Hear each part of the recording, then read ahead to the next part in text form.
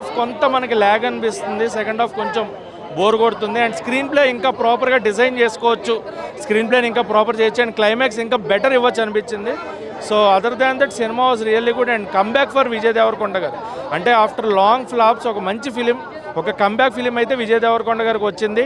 And Satyadev గారు what a performer అండి. మీరు నిజంగా పెర్ఫార్మన్స్ అని చాలా తక్కువ మందిని పిలుస్తాం, అలాంటి కేటగిరీలో ఎప్పటికీ ఉండిపోయే పేరు సత్యదేవ్ గారు. And Anirudh BGM take a bow bro, ఆయన బీజిఎం అయితే అద్భుతం.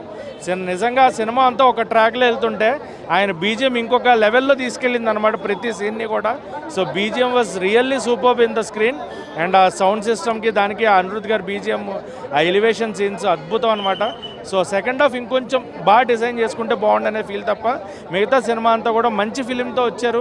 ఒక ఫ్యామిలీ ఫిలిం, ఒక action film and emotional drama. But brother emotion ఇంకొంచెం క్యారీ అయితే బాగుంటుంది అనిపించింది. సో ఓవరాల్గా film was good and one time watchable in theatres. అన్న అప్పుడే కింగ్డమ్ మూవీ చూశాను, చాలా వరకు చూసుకుంటే నేను చాలా ఎక్స్పెక్ట్ చేసి వచ్చాను. ఎందుకంటే విజయ్ దేవరకొండ కొంచెం గ్యాప్ తీసుకున్నాడు. ఒక గత 3 సినిమాలు కొంచెం ఏమి లేదు, 3 సినిమాలు ఈ సినిమాలు ఏమన్నా ఓడబడిస్తాడు అనుకుంటే సినిమా వరకు చూసుకుంటూ ఒక యావరేజ్ మూవీ అన్న. ఎందుకంటే యావరేజ్ మూవీ అంటే ఎటువంటి ఇంపాక్ట్ లేదు సినిమాలో, చాలా స్లోగా, చాలా స్లో పేర్సన్ అయిపోయింది అనమాట. ఫస్ట్ హాఫ్ అయితే కొంచెం సత్యదేవ్ గారిది అండ్ మన విజయ్ దేవరకొండ గారి మధ్య వచ్చే సీన్స్ అయితే మాత్రం ఫస్ట్ హాఫ్ వరకు ఏం జరుగుతుంది ఏంటి ఇంట్రాక్షన్ ఏంటి కొంచెం ఇంట్రెస్ట్గానే చూస్తాం.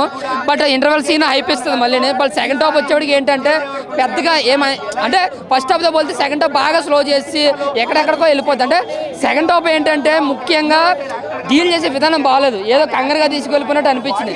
మళ్ళీ క్లైమాక్స్లో ఒక యాక్షన్ పార్ట్ అయితే బాగుంటుంది అరగంట. మళ్ళీ రాజుగా ఎంతమంది యాక్సెప్ట్ చేస్తారు అనే దానికన్నా అది చూసుకుంటే సినిమా పరంగా అయితే స్టోరీ రొటీన్గా ఉన్న స్క్రీన్ ప్లే ద్వారా గ్రిప్పింగ్ ఇంకా బాగా తీసుకుని ఉంటే, ఇంకా వర్క్ చేస్తుంటే సినిమా ఒక బిగ్గెస్ట్ బ్లాక్ బాస్టర్గా నిలబడదు.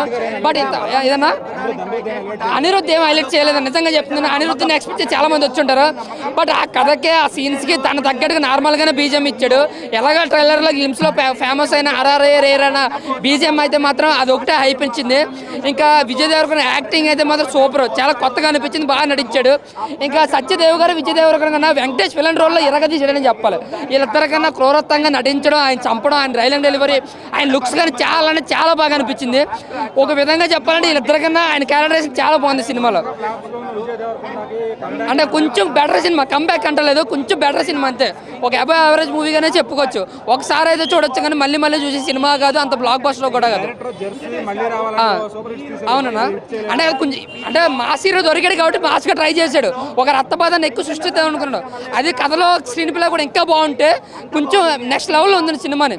సో అది ఏమైంది అందరూ ఫస్ట్ హాఫ్లో కొంచెం బాగానే బిల్డ్ చేశారు, ఒక ఇంట్రెస్ట్గా అనిపించింది. బట్ సెకండ్ హాఫ్ వచ్చేటికి ఏంటంటే మరీ తొంగ పెట్టేయారండి, ఎక్కడెక్కడికో వెళ్ళిపోతుంటుంది. చావులు పదికరం అంటే కొంచెం స్లో అయిందని చెప్పాలి సెకండ్ హాఫ్. మళ్ళీ ఆ సెకండ్ హాఫ్ లాస్ట్ అరగంటలో మళ్ళీ సినిమాలు అవుతుంది అన్న, పార్ట్ ఉందన్న. అదే చెప్తున్నాను, సింగిల్ పార్ట్ తీసుకుంటే సినిమాలు హిట్ అవుతాయి. అవి ఎప్పుడైతే సెకండ్ పార్ట్ ఆడుతారో అక్కడే స్టోరీలు తెగింది అన్న. ఎందుకంటే ఒక స్టోరీని 2 స్టోరీలు తీసి ఆ 2 గంటల సినిమాని 4 గంటలు చేయడం వల్ల టోటలీ లాస్. బాహుబలి ఏం చేసింది, రికార్డులు సృష్టించింది. వీళ్ళు ఏం చేస్తున్నారు, మా డబ్బులు అంటే ట్రెండ్ సెట్ చేస్తున్నారు, ఇంత సినిమాలు ఫ్లాప్ అవుతుందని. సో ఓవరాల్గా సినిమా కోసం మాట్లాడుకుంటున్నా, కింగ్డమ్ మూవీ ఒక యావరేజ్ మూవీ అన్న, హ్యాపీగా ఒకసారి వెళ్ళి చూడొచ్చు అంతే.